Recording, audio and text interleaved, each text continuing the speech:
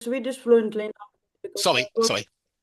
Say again, sorry. Can you hear me? Yeah, yeah, it was Uh, okay. I live in Sweden, so my Swedish is pretty good enough to work to use it at my work and in private life. We speak Swedish at my home place, and I think I would like to practice, kind of small talking in English because I Uh-huh. think I have no problem to talk about the medical questions, academical English maybe, but just small talking, talking about funny things in English. I think sometimes I cannot do it. I agree. Mm. I also learn a foreign language. I learn your language. I learn Russian, and I like to retell stories every class. Sometimes it's from a book that I've read, but sometimes it's something I've watched. I'll probably tell my Russian teacher Irina about my trip to Iceland on Wednesday, definitely, in fact, because she's a geologist, and so she will be Mm. very interested in the geological landscape out there, and it is Mm. incredible. I think it's every geologist's dream to go somewhere like Iceland because it's just so many weird and wonderful things there. So yeah, of course, speaking is a great idea.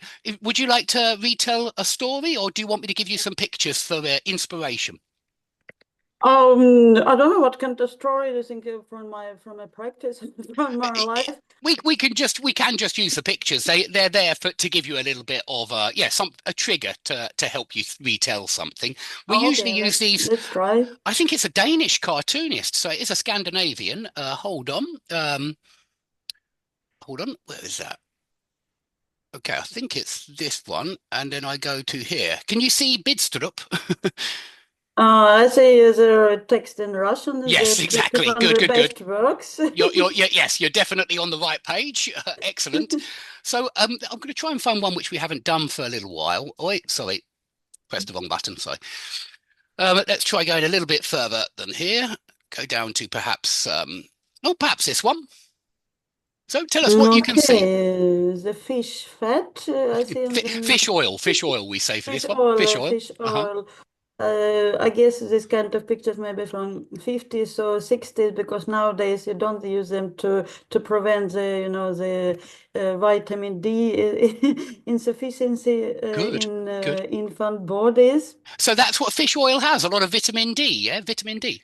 Yes, it's vitamin D, Good. and it's so as far as I have never tried. I'm this kind of generations. I have lucky don't have it. Yeah, my mum never gave me fish oil. I never had fish oil when I was young, I'm glad to say. But my parents used to get it in their kindergarten in during the 50s or 60s, and as far as I know, it tastes disgusting. Okay, okay, yeah, it's not tasty. Not tasty. No, it looks like this little boy. How old is he? Maybe 1.5, 2 years old, and I guess it's not the first time he's going to get it because the mom is trying to dance around him to Good, persuade him to good, take a spoon of it, but he just reject.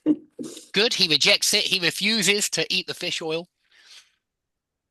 And then we can see the dad have stopped reading his newspaper and Excellent. on his way to help his wife Good. and his way to persuade the little boys a little bit more aggressive, I would say. Good, yes, a bit more fatherly, a bit more aggressive. Yes, and he is trying to use even the physical force to hold him, for the mom can put the drops into his mouth. Good. A spoonful into his Mm. mouth. Mm. But then the next picture, I cannot find out. The boy is lying on his belly on the floor. Does she put his foot on his back? It looks It quite looks not aggressive. very good. I think she's just angry, but yeah, I don't think she's putting the foot on his back, but I'm not sure. He's throwing a tantrum, by the way. You can say that for what he's doing. Going hysterical or throwing a tantrum. Yes, it's kind of hysterical. Yes, as Good. I, And we and say go then go into and then we can hysterics or see he got the bottle, but is it the same? because if he drank the whole bottle, I think he has to go with the ambulance to his emergency because he's for sure poisoned with the quantity of the You can bottle. have too much fish oil, yeah? It can poison the Yeah. body as well. Okay, very good. Yeah, he seems to find it delicious in the end. I think this is often the way with children. You try and make them do something and they say no, but in the end, if you just let them, sometimes they even like it. Okay, excellent. Let's try something from the back of the book now. So a different story. Hold on, we'll go something. I know all of the early ones seem to be about children, so we'll try and get a different type of story. Um, Perhaps we'll go right down to the back. Okay, try this one. Mm. Is it my turn as Yeah, well? yeah, please. As you're new, you get two Oh, pictures, and okay, then we'll all go right. round, and I think we'll do something. I will ask the other guys, but if they fancy doing something grammatical, we can go round and do one question each, like that, and go round in a circle and try and get everybody in at the same time. Luxury possibility. Thank you for it. Okay, it's a man, maybe in his 50s, who is sitting in a rather comfortable armchair and reading and having his pipe in his mouth. He has his And pipe in his mouth. You can't say he is having a pipe, just he has a pipe mm, in his mouth because it's a stative verb. Yep. and Some there is a black mouse on the floor, good, and he's not happy to see it. good. He's trying to hide it and maybe kill. Trying to catch it. Yeah, trying to Trying catch to it. catch it. Good. And then they're playing. What is the English name? It's not hide and seek, but when you're trying to run after each other and catch. You could What say is a cat and mouse. They're playing a cat cat and and mouse mouse? game because it's a mouse. They're playing a cat and mouse game, but generally we call that game it. If you're chasing somebody and trying to touch them, we just call that Hmm. it, and we say you're it when you get touched, and then Okay. you run to try and get somebody else and say you're it. Okay, and then it looks like the mouse has managed to come under his clothes, Yeah, and run under his clothes or run into his trousers, run mm, up his trouser leg. You can use a few prepositions there. yes, it's somewhere in the back, maybe Good, somewhere in his lower back good. region, and it's mm, I know how it's not in Sweden, but in English, it's kind of uh, art How do we irritating say it if when you go like that and you make somebody laugh? yes. You Yeah, used to to begin. to make it in your armpits or your feet. You use it. It's a word beginning with T. Tickle. Tickle, Teeth, tickle. Absolutely, tickle to tickle tickle. somebody. So the mouse is tickling him, or you can also say he is ticklish. He's very ticklish. That means somebody who is very easy. They laugh very easily when you do that. They're ticklish, and of course, we're all ticklish in various ways. Yes, and he's really ticklish, and the mice moving, The and mouse. the mouse moving under his clothes, and he's rolling with his body up and down, down and up, Good, uh, good. He's rolling and in all directions. I think he's yes. trying to kill the mouse. Yes, and but sometimes he doesn't look. He's furious. He's smiling and he's almost laughing. Good. Yes, and then it's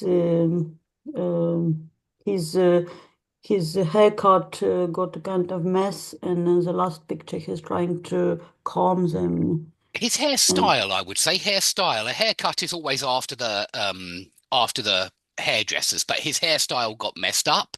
Yeah, a bit like mine this morning when I woke up, being honest. But yeah, his hairstyle got messed up. You can say get messed up. Yeah, got in a mess or get got messed up. I think we very often put it like that. His hair got messed up. His hairstyle got messed up.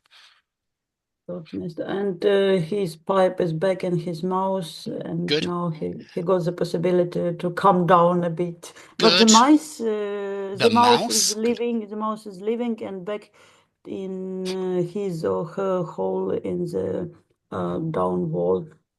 So just behind him, yeah, just behind the chair. The mouse is back where he was at the beginning. Okay, excellent, Marshall. That was really good for pictures. I suggest now that we do a little bit of grammar. I noticed that everybody wanted the grammar last time, and I have got. I suggest we start with something like gerunds and infinitives, and then go on to reporting verbs. Let's have a look. Let's go to, and because I think everybody else who's here has been here before. Yeah, and so let's start with Samotin because he was the first. Are you there, Samotin? Yeah, I'm here. Okay, we're going to go round one question at a time so that everybody is keeps on Involved. answering questions, yeah, today. And so I don't think we've done this one before. I think it's new, I think. So what do you think for number two? So Motin, you've got to put the verbs in the brackets in the correct form. Here's the verb at the end. It's at the end of each sentence each time. You've got to use feel and you've got to get the right tense here. All right. So, Okay, and so focus on the signal words like how long, for, since. how long feel ill? If you don't feel better tomorrow, you really must go to the doctors. How long felt ill? With how long we need to use a special tense. You don't often use this tense, but with how long you very often use this tense. Have you been? Have you been feeling? Have Yeah, it's you- got to be Have you how been long feeling? have you been feeling ill? Just because of how long, Sabotin, that's the only reason. When you say how long and it's still going on now, you must say how. So Marsha introduced herself and she said, I have been living in Sweden. Yeah, I corrected her, I think. I have been living in Sweden for 15 years. Yeah. It's got to be I have been living. Why? Because for, and because Marsha is still in Sweden right now. So it's got to be I have been living in Sweden for 15 years. And here Past it's got to be continuous. present perfect continuous. Present Yeah. perfect continuous. Have you been feeling ill? You don't use it often. You really don't. But when you say how long, you need to use it. So, for example, you might say, I have been driving for 10 years. Yeah, if you have been driving. My wife has been driving for 2 years. Yeah, we say how long. She's still driving, not right at this second, but she still generally drives a car sometimes. And so she has to say, I have been driving for 2 years. Yeah. All right. Okay. So Sneha, on to number three. Yeah. I have had. Good. Excellent. Why is it not I have been having? Why is it I have had? It's already finished. Good. I agree. I would also say because have is a stative verb and you never say I. Actually, you do say I am having a cup of coffee. Okay, yeah, forget that. I would say you know how many here. You know how many. 3 cups. And when you know how many, you have to use simple. Yeah, just like I have driven 6 miles. It won't be I have been driving. I have driven 6 miles. I have written 3 emails. I have had 3 cups of coffee. And already is usually simple and not continuous as well. I would say already is always perfect simple. Yeah. Okay, on to Haymal, number 4, Haymal, and then Marsh. But Haymal first. What do you think for number 4? Yeah, I'll be careful. we had been driving for over an hour before we realized we had. Good, excellent, Haymal. I don't know why, but your voice is breaking up a little bit. I'm not sure why, but you're correct. We had been driving for over an hour. Now, it's got to be had been driving here. It's going to be have been driving or had been driving because of for. That's our signal. But here, we're already in past tenses. Yeah, realized, exactly. We're already in past tenses, so it's got to be we had been driving for over an hour before we realized we had left our map at home. So excellent. Okay, on to Marsha, number 5. Okay, they arrived back from holiday. It was a terrible news that their house had been had been damaged by the heavy storms. Very good. Past perfect because it happened before they came home. Good, excellent. Before arrived, this is a verb that happened earlier than arrived. So we've got to use the had been damaged. And that's passive as well, had been damaged, because we got the by. Yeah. Okay, excellent, Marsha. On to number 6. And I can't remember whose turn it is now. Whose turn is it? It's Samotin. Samotin. Go for it, Samotin. Yeah. This is difficult. That house price will continue to go up in the next 5 years. All right. You need some kind of passive form here. It is expected. Good. No. It is expected, or it is, with this verb, Thought. it is, Thought. go on, Sir Thunk. Martin. It is Thunk. not thunk, Thought. thought. Yeah, thought. So, can Yeah. you write it, please? Sure, absolutely. Absolutely. Thought has got to be like this. Thought. All right, Thought. thought. It All is right. thought. All Yeah, right. think, thought, thought. Like teach, taught, taught. Some verbs have that ought sound at the end. They're usually irregular ones. And yeah, it is thought. Your answer, thunk, sometimes people say, who would have thunk it? Yeah, sometimes people do use thunk, and it's kind of like a joke, like to kind of, because thunk isn't correct. Brang is another word which natives sometimes say. They sometimes say, I brang it instead of I brought it. It's another example of a not a standard third form, but sometimes natives do say it. But yeah, thought. Thought. Yeah, think, thought, Yeah, thought. thought. So it is Thought, expected. like It is thought, like both, like both. bought. All It right. rhymes with bought. You're right. Buy, bought. Think, thought. Okay, okay. Bought, thought. What other ones are there? Taught. Taught is the other one. Thought, yeah. Yep. Teach, taught. Okay, number 7, and I think it's Snehal. Yeah, I will have finished. Excellent. And why did you use future perfect? Because by the end of July is sometime in the future. It's Excellent. showing sometime in the future. Absolutely. And it's often Yeah. a signal by for perfect Yeah. future by the Yeah, end of by- July. Yeah, I will have finished all my exams by the end of July. Excellent. Yeah. Okay, on to Hemal. Don't phone me between 7 and 7:30 as I might be putting the children to bed. Good. Yeah, you've used another modal. You can use might, but you can use the future modal as well. You can say I will be putting. Yeah, it's also correct. I might be putting, I will be putting, both 100% correct, certainly, because you could use the might, but you could use the will as well. And it shows you that the modal verbs are often interchangeable. And so, yeah, as I might be putting the children to bed, I think should be putting would also be fine. Yeah, as I should be putting, if you expect it, yeah, to show an expectation. I expect I will be putting, I should be putting the children to bed. So, yeah, might be putting, may be putting, will be putting, should be putting. I even think could be putting may be used sometimes. Yeah, as I could be putting, I might be putting, just like might be. Okay, excellent, Hemal. On to number 9, and it's Marsha. Okay. If he doesn't pass his driving test, I'll be really surprised. Excellent. And you used present tense here. Very good. You only use present tense after if for these future conditionals because they are about the future. But yeah, if he doesn't pass his driving test in the future, I will be very surprised. So always make a mental note that in first conditional and any other, after, before, as soon as, we use present tense in English rather than future. Okay, and with that in mind, keep that in mind, Sir Motin, and try number 10. As soon as I spoke to him. So spoke is past. Is this about the past or about? No, it's in the present. I would say it's about the future, but I agree you need the present. I agree. Go on. This is very similar to number 9. All right. As soon as I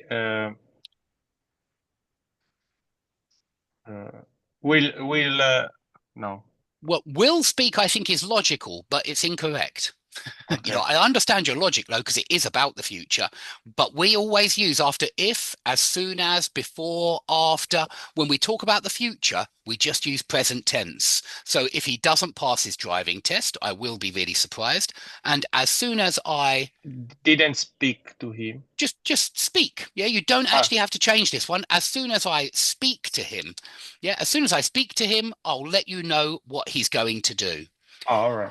Yeah, and it's just with if, as soon as, after, before, until, unless.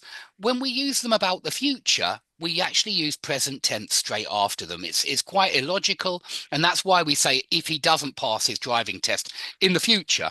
Yeah, we still use present tense after if, after as soon as. We can do another exercise on that. I have one ready. But yeah, that's something just to bear in mind. Okay, Snehal, number 11. Yeah. if you are not so untidy, you would be able to find things in your room. Okay, which conditional are you using there? Because I think it's slightly wrong. Which conditional? Because you've put if you say it again. If you are not, did you say? Yeah, are not. Well, that's present tense. What kind of conditional do we have here?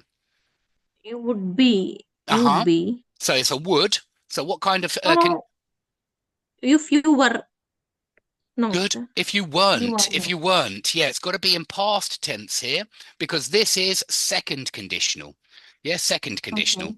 Okay. And that means, it's like if I were a rich man, I would buy a yacht. Yeah, so if I were, I would buy. And yeah, we do often see the subjunctive as well in second conditional. You can't really see it because it's always you were. But even if we change it to he, if he weren't so untidy, so we'd still use he weren't in subjunctive rather than he wasn't.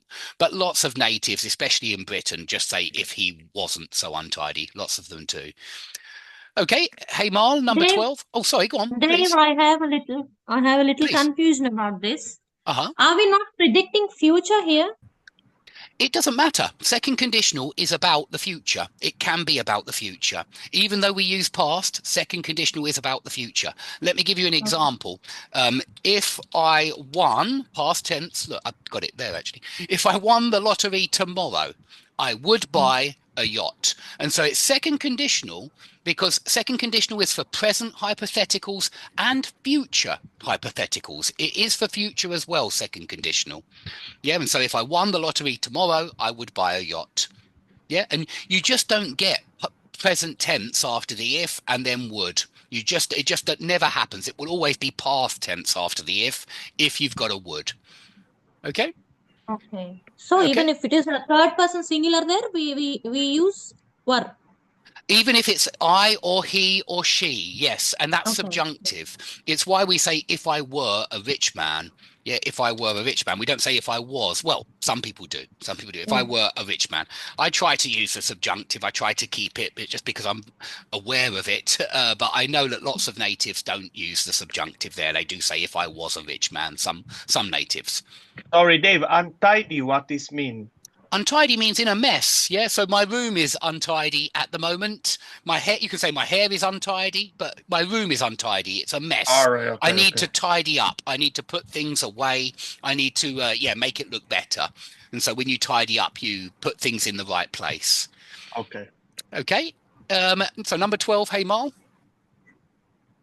If the rescuers hadn't found him so quickly, he wouldn't have survived. Excellent. What conditional is this, hey, Marl? Third conditional. Third conditional. Past hypothetical situation. Excellent. This is all about the past. So third conditional is past hypothetical. Second conditional is present or future hypothetical. Okay, excellent. So I think it's Marsha next, number 13. Okay. Okay. I guess it's about the past because we know that the match was boring and because the score was 0-0. Good. So we usually say match- 0-0 in football, just to let you know. 0-0 in football. It's a football thing. If you're not interested in football, forget it. Is it a special name when it's the same figure? Because in Russian or in Swedish there is a special word for it. Yeah, it's a draw. We do have a special word for it. It's a draw, but nil is just, we never say 0 in football. We never ever say 0 in football. I'm not sure why. And I think even in rugby we say nil as well. We never say 0. We never say 0 or 0. It's always nil. Even though in other areas of life we always say 0 or maybe 0. Yeah, but it's called a draw when you have the same score, when it's equal, when nobody wins. Okay, I got it. So the match can't have been very exciting. Good, excellent. Can't have been very exciting. Notice that we usually use these past modals for deductions. You're making a deduction here about the past. Okay, can't have been very exciting. On to number 14, Sir Motin. He was standing at the traffic light when the accident happened, so she must have seen whose fault it was. Excellent. It's another past deduction notice. Yeah, it's this past modal form and it's another past deduction. I am sure she saw whose fault it was. She must have seen. That's all it means. I am sure she saw. She must have seen. Excellent. Okay, let's keep going on to Sneha. Seeing. Do you remember seeing my glasses? Good. Why is it not to see? Don't we usually say remember to do something? Yeah, he remembered to lock the door. Yeah, or he remembered to shut the window. So why is it gerund this time? No, I cannot explain. And I want to make it clear as well, there is a second correct answer here, which is having seen. That's another correct answer. We can use the perfect gerund here rather than just the simple gerund. That's the perfect gerund. And the reason why we've got to use gerund is because remember and forget. If you're remembering or forgetting something that happened earlier, then you use gerund.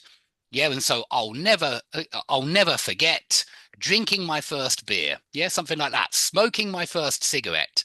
Yeah, because it happened a long time before the forgetting, before the remembering. If things happen before you remember or before you forget, then we use gerund. But when you say, please remember to lock the door, you're saying remember now to do something in the future. You're not saying remember some event from the past. Does that make sense? Yeah. Yeah. So both are correct. So seeing or having seen, both are correct. Both, yeah. With reporting verbs like remember or forget, it seems to me that, and it's same for admit or deny. You know, he admitted killing the man. He admitted having killed the man. Both okay. He denied stealing the money. He denied having stolen the money. Both correct. Yeah. He denied stealing or he denied having stolen.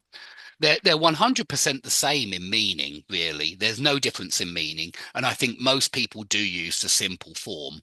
But in literature, you will often see the perfect form being used after deny, admit, remember, and forget. It's those four verbs mainly that I can think of. It's other reporting verbs as well, if they take a gerund form. Okay. Dave, can you please go back to 13th one? I mean, 1-3 and explain that. Can't have been, and the final score was, past was used. Yeah, the final score was 0-0. So we are using a perfect modal form here, perfect modal, and we use perfect modals for past deductions. This is a deduction about the past.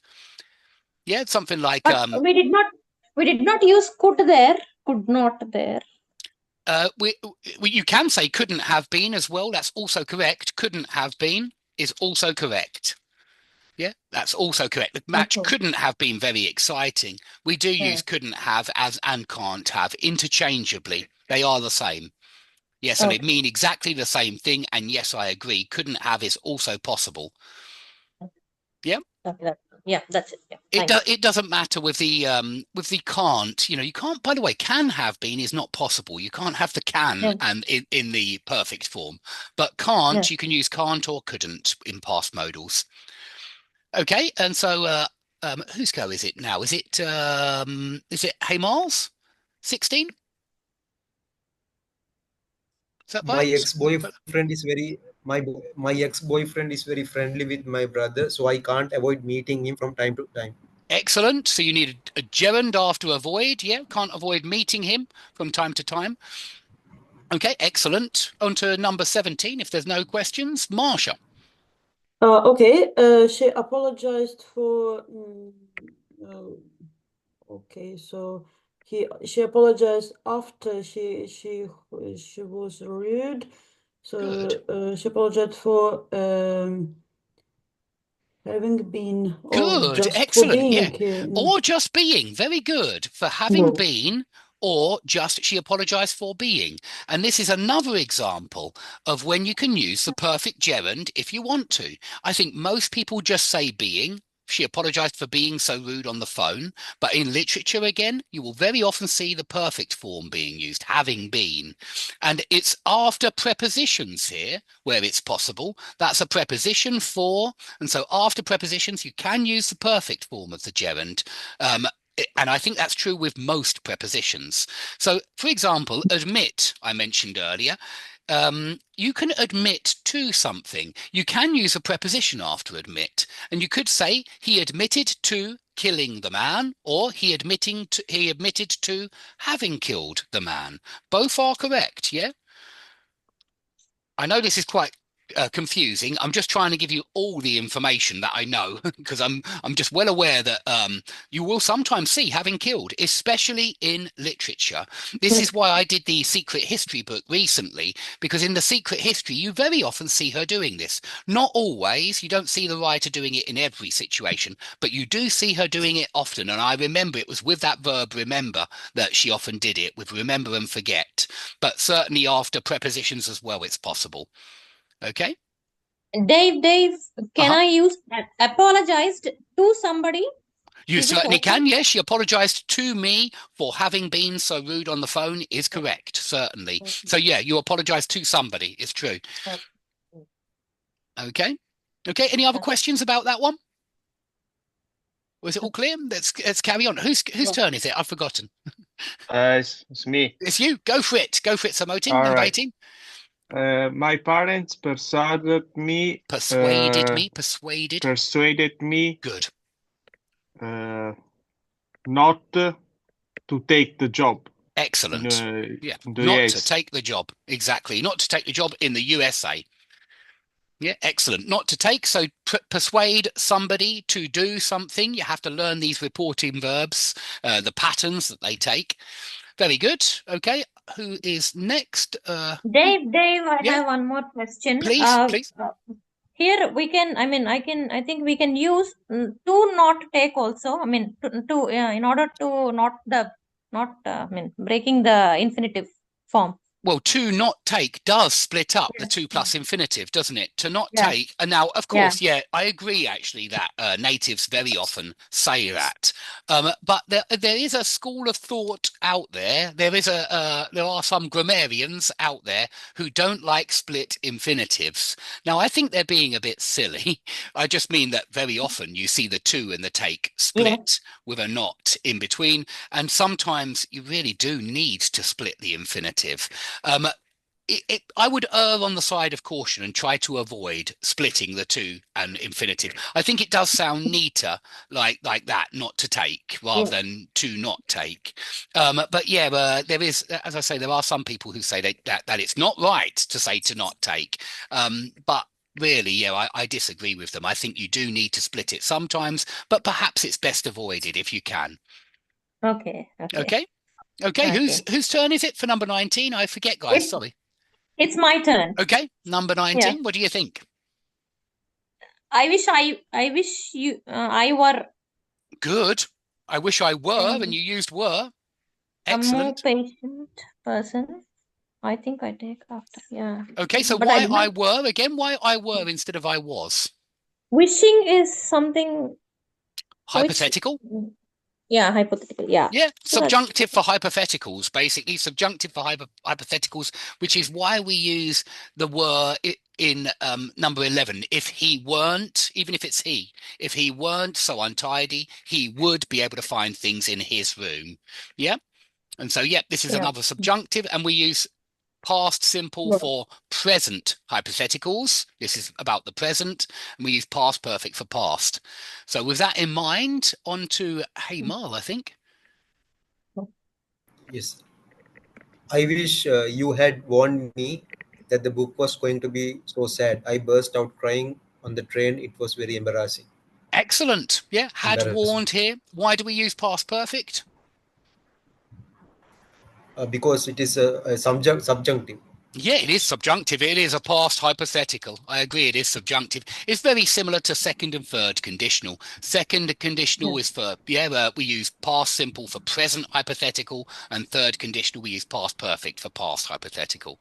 Okay, excellent. You all found that quite easy. Dave, I have one question. Okay, sorry, Heimal first. I remember that once you have taught in your lectures that when we use this, that the match can't have been, you say that mustn't have been is wrong, that form. Yes, definitely. But I have noted that some people use it in their songs like that. For an example, I can say that Eminem's stand, he says, "You mustn't have got them." That Stan sends letters to Eminem, and Eminem is not replying to Stan. So Stan writes to Eminem, and he says, "You mustn't have got them." You mustn't have got them. He says that, yeah, you mustn't have got them. I can believe it. I can believe it. But the correct way of saying it is you can't have got them. You can't have got them. I like Eminem. I do. I think he makes some really interesting lyrics, if I'm honest. I think his lyrics are good, but you can't have got them is the correct way of saying it.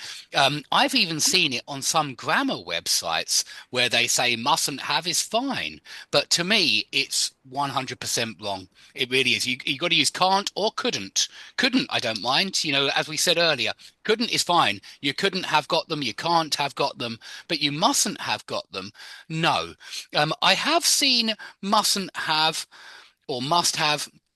I have heard it used as a kind of, not a deduction, but I've seen it used in a strange way where it's more like a prohibition, a past prohibition. But generally speaking, I do not like mustn't have and the third form. You should never really need to use it. Sometimes, yeah, you might hear natives use it, but it's being used incorrectly, really. Yeah, and so if something definitely didn't happen, you're saying can't have or couldn't have. Mustn't have, in my opinion, is wrong. Yeah, so maybe you want to say something like, I don't know, he can't have passed his exams because he was very lazy. He didn't do any work. He didn't do any revision. I would never say he mustn't have passed his exams, personally. I would never put it like that. He couldn't have passed his exams. Okay? And I have just a general question here. The differences between the usage of grammar, is it a kind of class question or educational question like in Russian language, or it's different parts of the country, different people use it in a different way? It is sometimes different parts of the country. Sometimes it depends. I would say that with grammar, a lot of the time it's just not knowing the correct form. A lot of the time it's not knowing the correct form. But there are some places where, for example, prepositions are really tricky because you teach everybody one thing and then you hear lots of people, lots of natives using a different preposition. They are tricky for that reason. And I would say that in different areas, different people use different prepositions. It's true. But it's tricky just because there is no central, it's not like in Russian where there's a central authority. In Moscow, a certain university that decides what's correct or what's incorrect. I think in France, it's very similar to Russia, where you have a central authority in Paris that says, this is correct, that's wrong. In the UK, we've got the US and we've got Australia, we've got Canada, we've got so many English-speaking countries, and even in the UK, we've got Cambridge and Oxford, and they do not agree all the time. They very often disagree, and so we don't have a central authority. We have lots of different authorities, and you choose who you listen to, rather than we don't state that only one person is correct anyway. I think there are very often grammatical things which are debated, like the Oxford comma or something like that. I find it really weird that in the UK we teach children that the Oxford comma is wrong, and then they read any book, and I swear you see Oxford commas in 90% of books. And so it's so strange that we tell the kids here that's wrong. I find it really weird when they open any of their books and they see, well, it's in my book. And so why is it wrong if all of the publishers are publishing these books with that mistake in it? So yeah, it's tricky with English. There are a lot of different authorities, and you follow whoever you want to follow, really, or you make your own mind up. I would always say try to be consistent, and if you're following a certain style, obey that style. So very good question. Okay, well, Dave, yeah, please. Dave, one more question. Please. Just give me the example for this usage. I wish you would. Okay, that's for complaints. You know, I would say firstly that is when you're complaining. There's a sound of a complaint when you say, I wish you would. You're usually saying, I wish you wouldn't do that. Something like that, where you're complaining about something that somebody does regularly. And it does mean that, you know, I wish you wouldn't drive so fast is a complaint. Yeah, I wish you wouldn't drive so fast.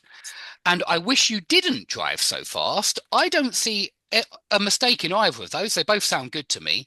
And I would just say that the first sounds more like a complaint than the second, although I agree the second sounds like a little bit of a complaint as well.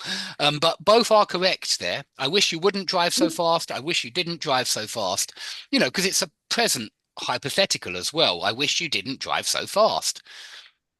Can we use it without the not, I mean, the negativity?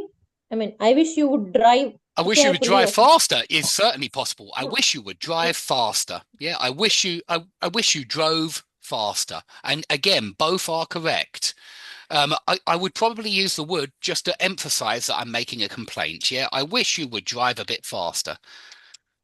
So yeah, you can use it in positive, certainly. Oh, sorry, faster. That works, certainly. I wish you would drive faster. Yeah, and you're complaining that they drive so slow. Can I remove would and it will still be correct? I mean, will it still be correct? I wish you drove faster. I wish you drove. Yeah, you'd need to use the past. Oh, sorry, the past. You'd need to use the past because this is a present hypothetical. Just like number 19, I wish I were a more patient person. I wish you drove faster. That refers to future. I mean, I wish you drove faster refers to the present, I would say. General present hypothetical. Okay. Yeah, it does mean, you know, I'm trying to show you that it does mean that there's not much difference between the would form and the present hypothetical form. There isn't much difference. You know, they are really actually very, very similar. I think most natives would say that those two sentences mean the same thing. I wish you didn't drive so fast. I wish you wouldn't drive so fast. I don't think natives hear or feel any difference between those two sentences. There's just a little bit more of a complaint in the first one, and I always associate the would form with complaints. Okay. Yeah, is it clear? Yeah. Excellent. Well, we can do one. I've got one here on phrasal verbs that we didn't finish last time. We got up to number 6. Yeah, and so we could carry on with some phrasal verb practice. Yeah, who should we start with? Whose turn is it? I've forgotten again. Maybe you've forgotten too. So Motin, I don't think you've had to go for a long time. Have a look at number 7. Yeah. An international chain has, and you've got to use a phrasal verb. An international chain has. Can you think of a phrasal verb which means taken control of? And it's given you some of the answer there. It has given you some of the answer. Has taken control. Taken. Which preposition means the same as taken control of?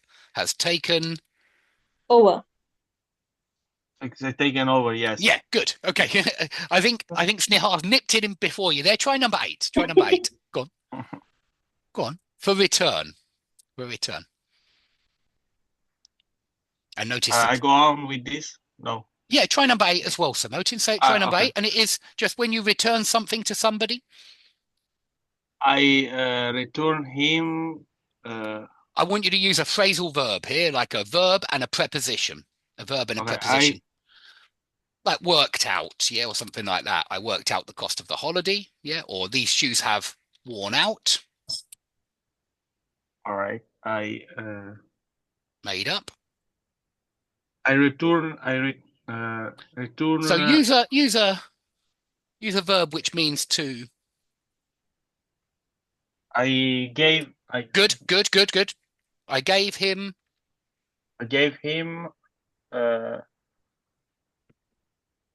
Yeah, which one do we use for when you return something?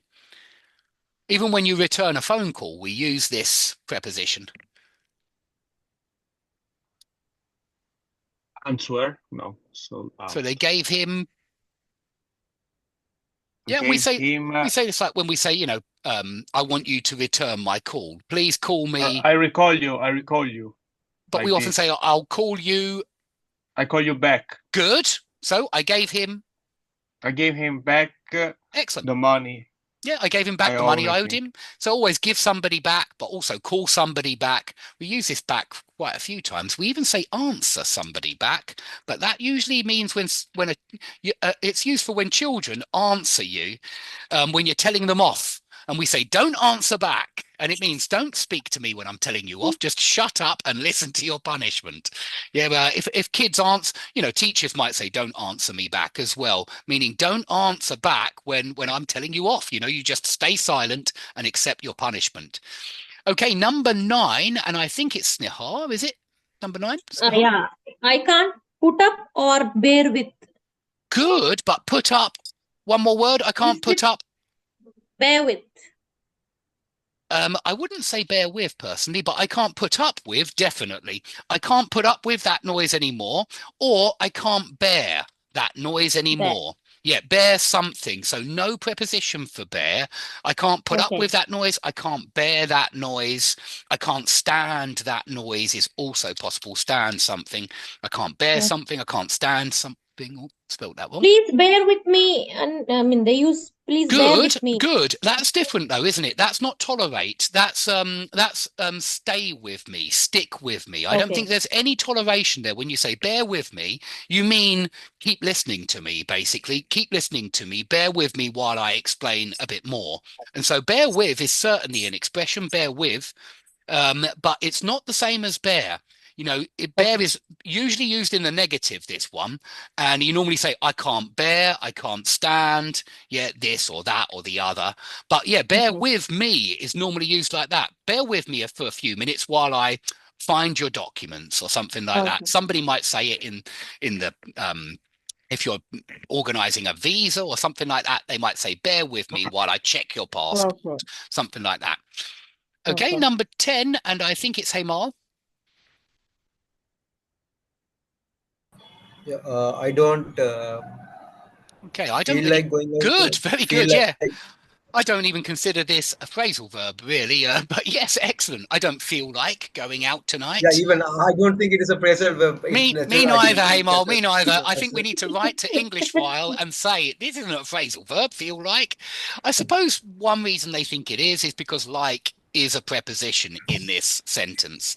But I think look like, sound like, feel like, they're all very similar, and they're not really phrasal verbs. They're, telling you that you feel similar to something. But try number 11, Hemal. That was too easy. Try number 11 as well. He kept on speaking for an hour. Excellent. Kept on speaking. Kept on speaking. Are there any other options? Can you think of another one? Went on is correct as well. Any others? I can think of one more. Okay, carried on.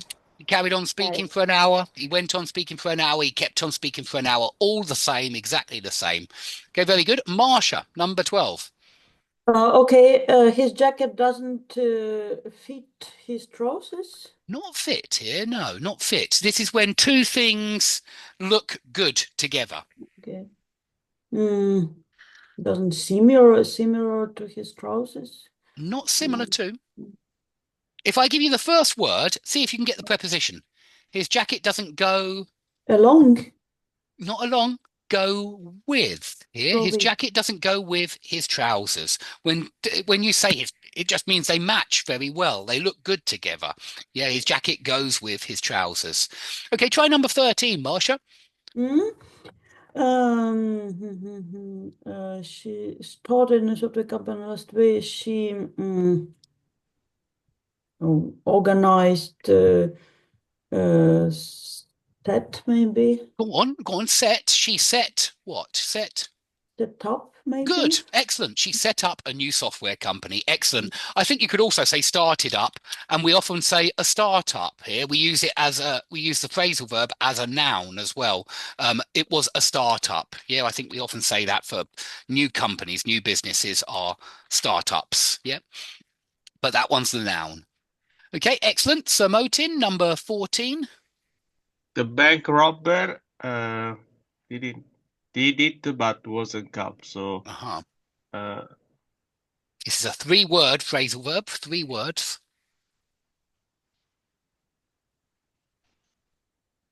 Did it over. there are quite a few here with. I'll give you the first word. It's get. Yeah. So the bank robber got. The bank robber got the crime.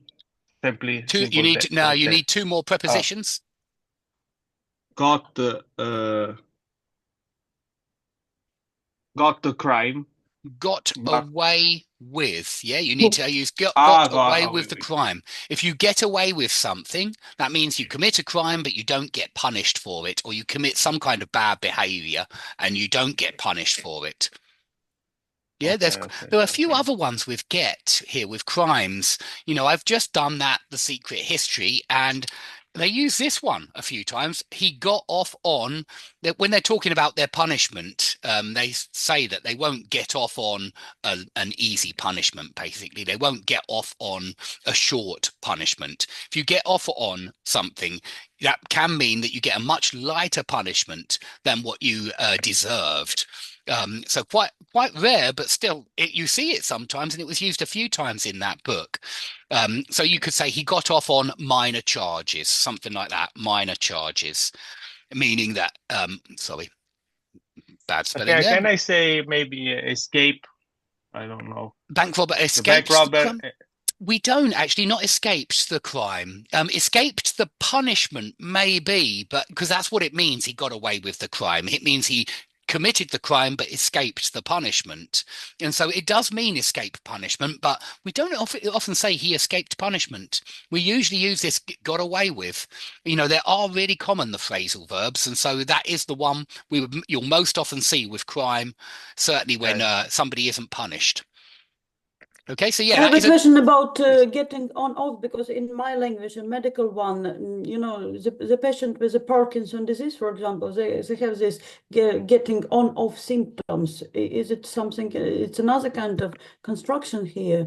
Getting off symptoms, getting on symptoms. On off symptoms, when they. Oh, okay, yeah, on off symptoms. I would say that on off is being used like an adjective there.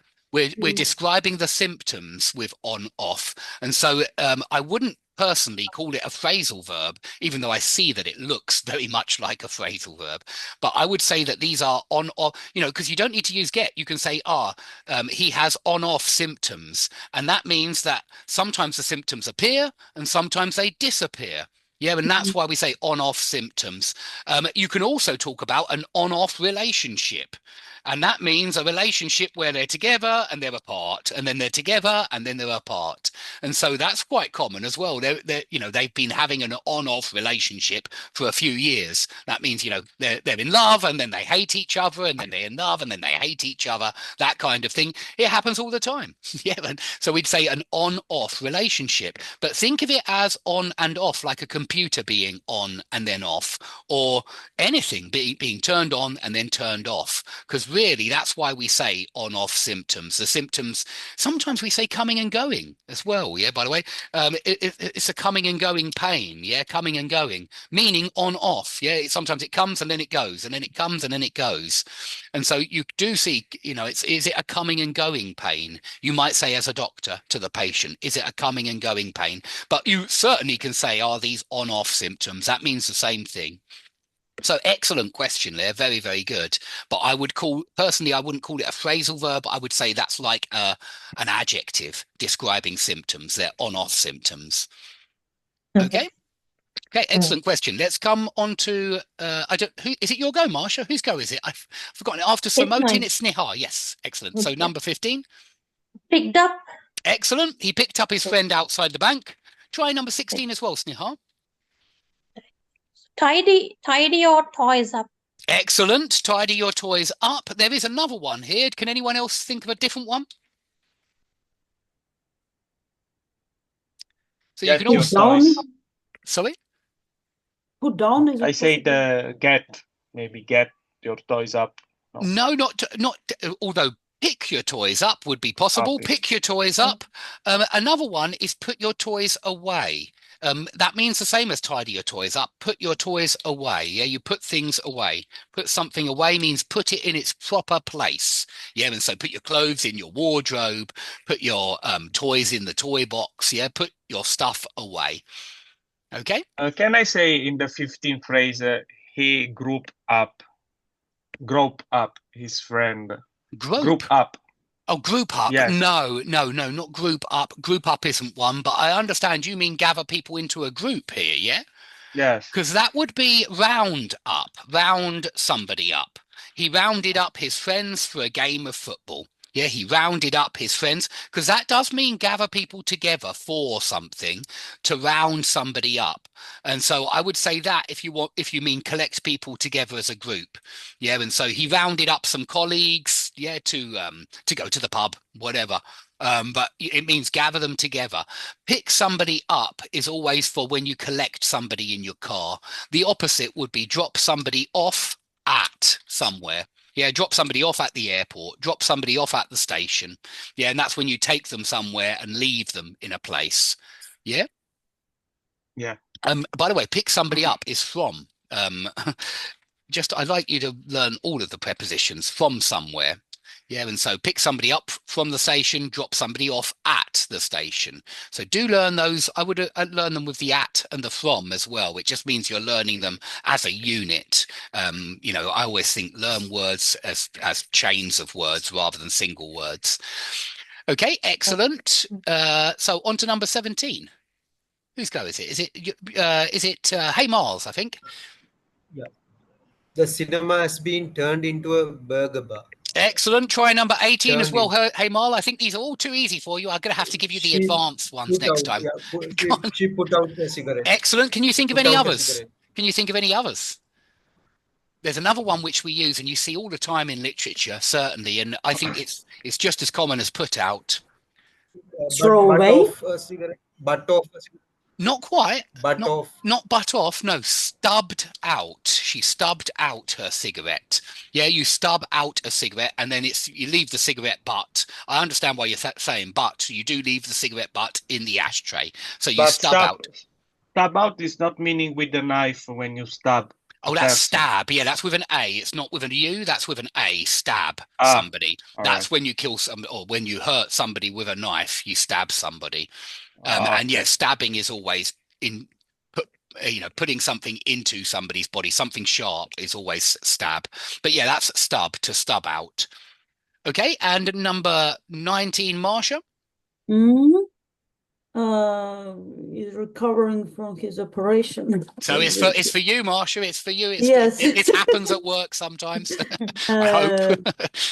The usual word I use is recovering, but okay. Well, now you're going to learn one that I always say getting better. Good, but we'd have to say he's getting better since his operation or something like that. But there is a phrasal verb here, which is where you can use what you're getting better from as well. So he is, and by the way, get is good. He is getting, or he has got. It's not any of those. Good, excellent, correct. He has got over his operation. You can get over flu, you can get over an illness, you can get over an operation, and you can even get over a relationship. Yeah, if it's an on-off relationship and it's not going well, it's a rocky relationship. Well, you might get over somebody, and if you say he hasn't got over Jennifer yet, it means he's still upset about splitting up with Jennifer, and so you will very often use it for people as well. If it was a very painful relationship, then he hasn't got over breaking up with Jennifer. Yeah, something like that. Okay, Marsha, and last one, the shoplifter. Okay, the shoplifter escaped or run away, maybe? Good, ran away, or I would say ran away or got away. Yeah, he got away, and got away is also 100% correct. He got away, he ran away, he managed to escape. Okay, excellent, guys. I think we'll stop there. We did loads of phrasal verbs there. Dave, I cut the fruit. I cut up the fruit. Is there any difference? Both are correct there. You can use either. I cut the onions, I cut up the onions. When you use the up, it just means cut many times. That's the only difference. Cut can mean one time. Yeah, he cut the onion, it might mean once. He cut up the onion means it's clear that it's been chopped into lots of different pieces. Okay, any other questions? No? No. Okay, well, we'll stop there No, for no. today. Well done, everybody. Really, really good. Very nice to meet you for the first time, Marsha, as well. And great to see all Thank the old you. faces too. I will see you all possibly in another class this week, or possibly we'll wait till next week. I'll wait and see if a new student suggests a time for the end of the week. And if they do, then I will try and get one in before the end of this week as well. Okay? Okay, fantastic. Bye. See you all next time, Thank you, guys. Dave. Have a great week, whatever you get Thank up you to. very much. And speak to you Have a soon. nice day. Bye-bye. Bye-bye. Bye. Bye. Bye.